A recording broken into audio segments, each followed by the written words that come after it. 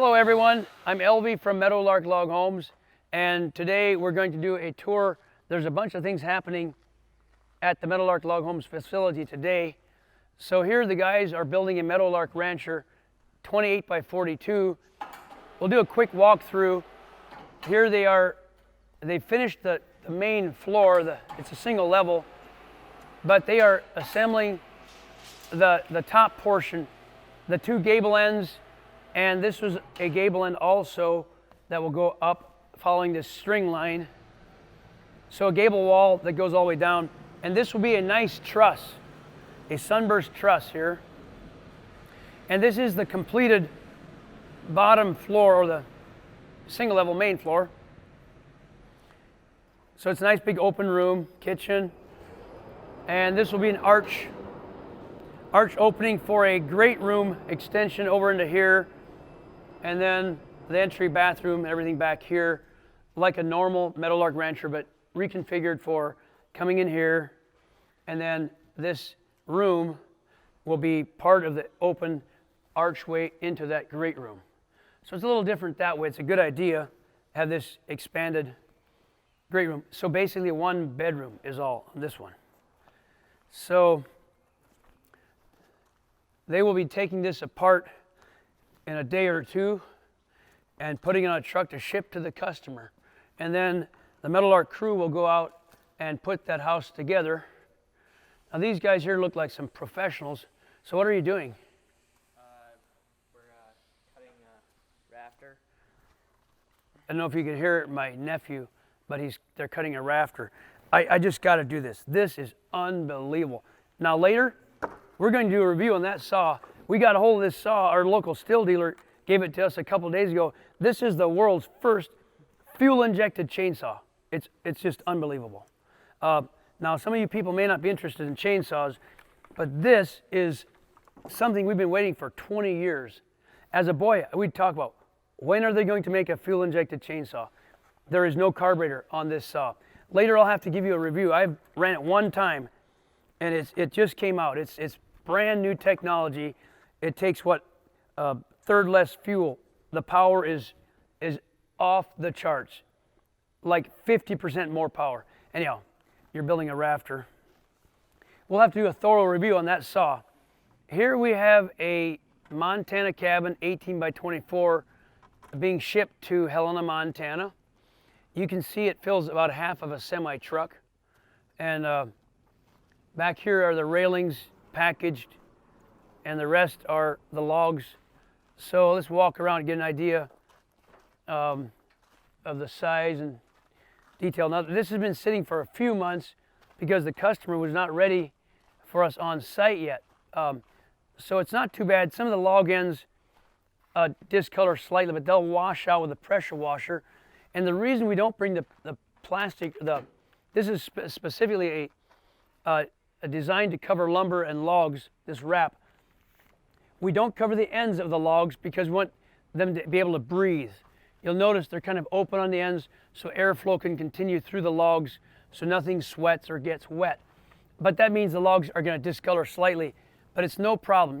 They'll all wash off, power wash. There's a cleaner we can use. Like here, this end that's stuck out is slightly gray, but it's not a problem. So that's your package for Montana cabin, and that will be going to Helena, like I said, which is a few hundred miles away. It's our capital city. And then we'll go ahead and be following with a crew in a couple weeks to put it all together. So let's see what else is happening over here at Meadowlark today. Our mechanic is working on the Friday maintenance projects in the shop here. So this is our little JCB 505 loader. It's a extended boom loader. So Gary is getting that serviced, greased, fueled, cleaned. He does this once a week. This is our JCB teleskid. This is our second one. We went through one before, and this is our second teleskid. It's a machine like no other, and it unloads most of our logs. Now today they're using it to clean up the sawmill, but usually it has a clamp on it and unloads all the log trucks. But we noticed a truck just came in, and it's a different kind of log truck. It's got its own self-loader, and they can unload the logs by themselves, so our guys don't have to do that. I'll go see if we can catch him before he's all done unloading. So while we're right here and walking out toward the truck, I'll show you what's going on here. Now, I apologize about the mess. We've been trying to clean this up.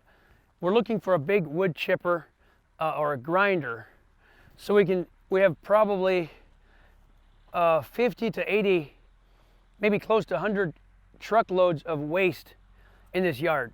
Slabs, bark, logs, things that over the last 20 years have accumulated. It's a lot more than the eye can see right now.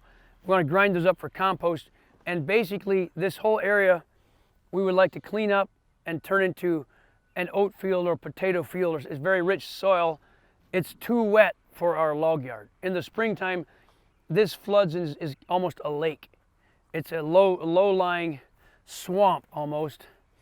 So from this point out is our yard. It's higher ground. This is lower ground. So if you visit Meadowlark in the future, we hope to have this area fenced and a nice green field of strawberries or lettuce or potatoes or crops. This whole area from here to the woods, we want that to be growing some nice produce. 20 years of bark. You see the bark here? It's been ground into the ground by the tractor, by the loaders, machinery, powdered, pulverized into the soil. We've got 2 to 3 feet of topsoil in this whole area. One time I took my excavator and dug about 5 or 6 test holes in various parts of our field. I found different layers of topsoil. One of them was 6 feet down. The soil was pure black and composty type soil. We have areas of this field with incredible topsoil. And biggest problem is we're so busy building log homes, we don't have enough time to grow all of our crops. Now, over here, and that's actually my field there, we have private property in the field under different owners of the families, but this is our field here, and that's got a second cutting coming up very nice. We got a heavy crop of first cutting, and the first cutting is pretty much done, and now we're going to start on the second cutting, and our goats are going to love it. And I'm going to love it because second cutting hay is so full of nutrients, it's so dense with nutrients, the milk becomes creamy and amazing, and I can't wait to drink milk that comes from that field like next week, because that's going to be cut and baled. Our goats are going to eat it, and I'm going to drink the milk. And our children, and then Rebecca makes cheese. You should taste it. It's awesome cheese. Now let's see, here's a truck, a local truck driver, logging truck from Libby, and he's been hauling for us for years. Gene LaBelle. There he is up on top. That's Gene himself. And we'll walk around these logs and check them out. Now there goes the stabilizer down to protect the load from tipping over when he takes the logs off. Now let's describe these logs. I am loving what I am seeing. These are all spruce. Now, forgive me for being ignorant. I think they're Engelmann spruce. I'm not quite sure the different kinds of spruce, because we mostly use larch. Like, let's take a look around here. This thing's like 14, 15 inches on the small end of the tree. These are the small ends of the logs here. And so these will make beautiful homes. This is all larch. In the east, they call it tamarack. In the west, we call it by the proper name, larch, western larch. So we have all these larch, and then now here we're getting some spruce. The other kind of tree that we enjoy using is lodgepole pine, but it's seasonal. I mean, it's year to year.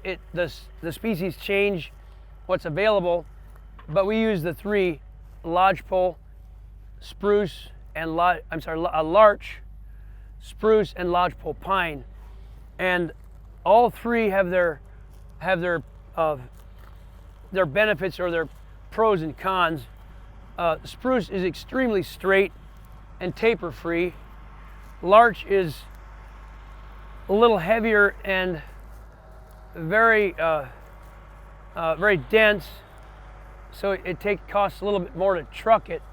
It's a little heavier. Lodgepole is a favorite among log home builders because it's easy to work with. But all three are just absolutely phenomenal woods. And here's something we do different than anybody else. We do not try to sort out the species. We will mix spruce, lodgepole, larch, sometimes an alpine fir that comes in the same house. It doesn't matter. For other people, maybe it matters. Other companies try to get one species. To us, it just doesn't matter. They all settle equally.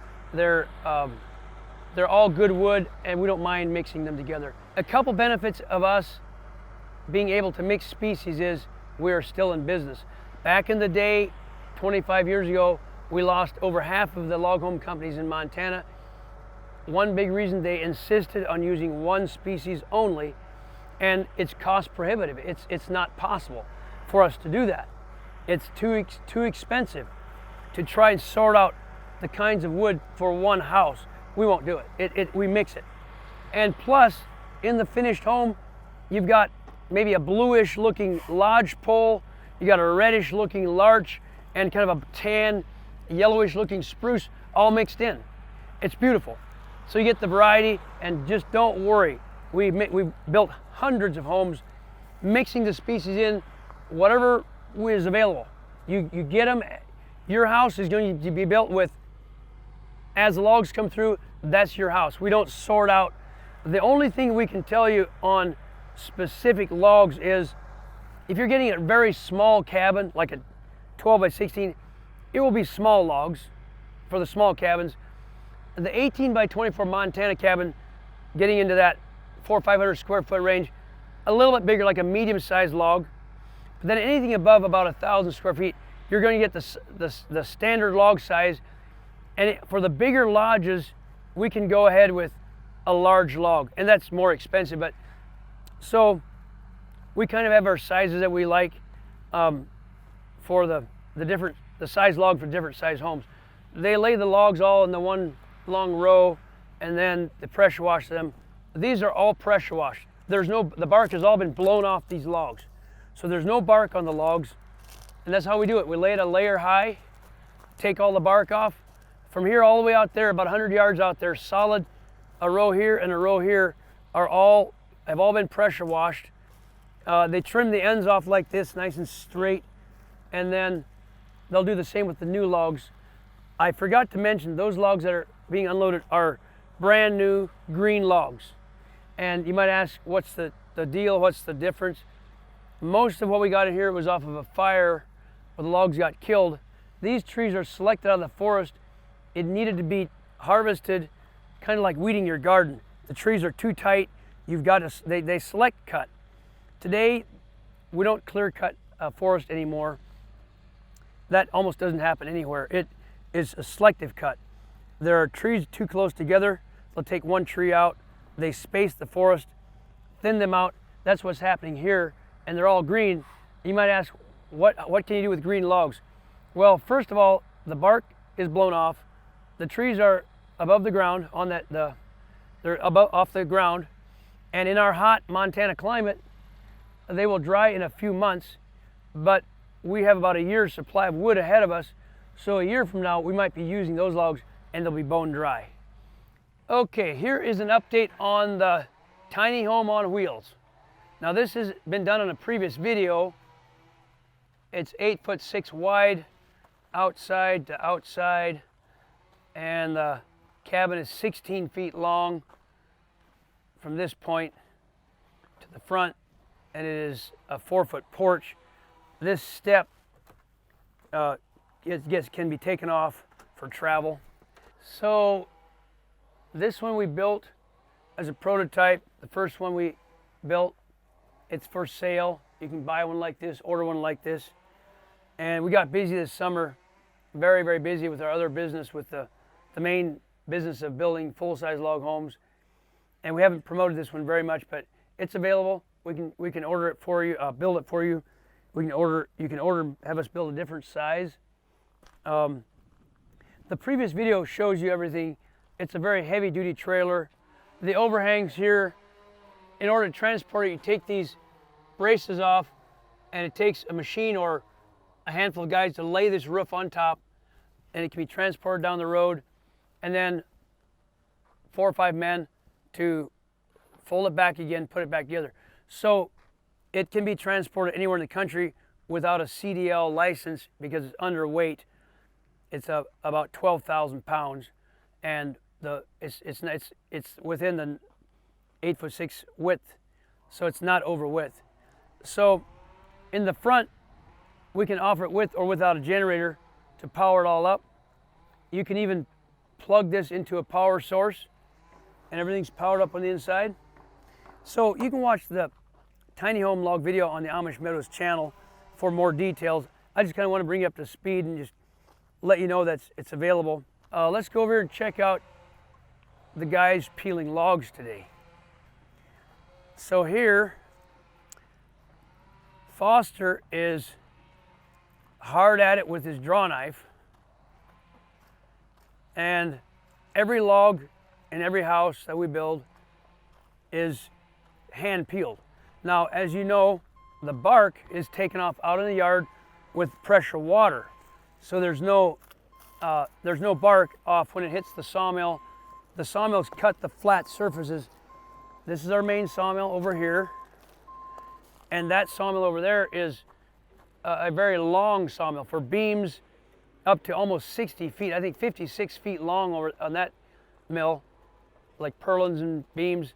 So on these sawmills, the logs are cut, the two-side flat where they sit together, and there's no bark. They're all clean. But over here, like Foster's doing, he's taking off and making a surface, a hand-peeled surface.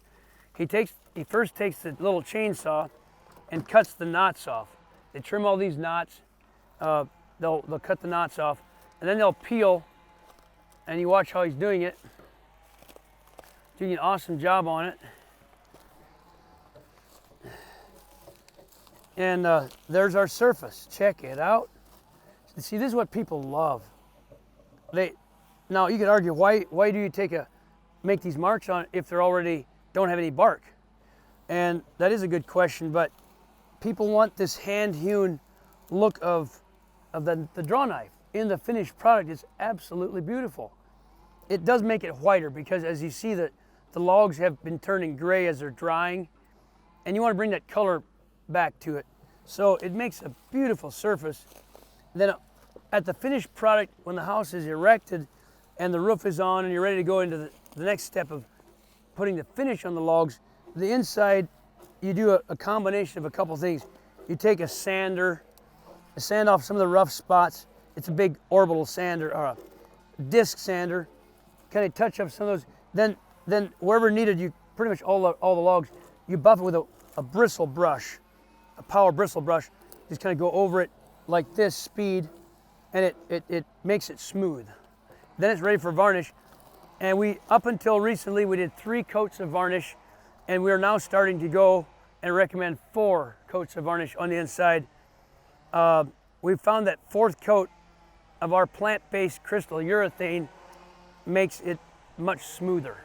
3 coats, we go as heavy as we can. The 4th coat builds more body on it. So that sounds extreme, but we like to, if we do it for you, we'll be putting 4 coats on. The ceiling, the logs, the window trim, all the interior. And the outside gets 3 coats of stain. All plant-based, environmentally friendly stain. Well, folks, thank you for being with me today at Meadowlark's yard. And I hope you keep checking in, subscribing, and watching. Be safe out there. God bless.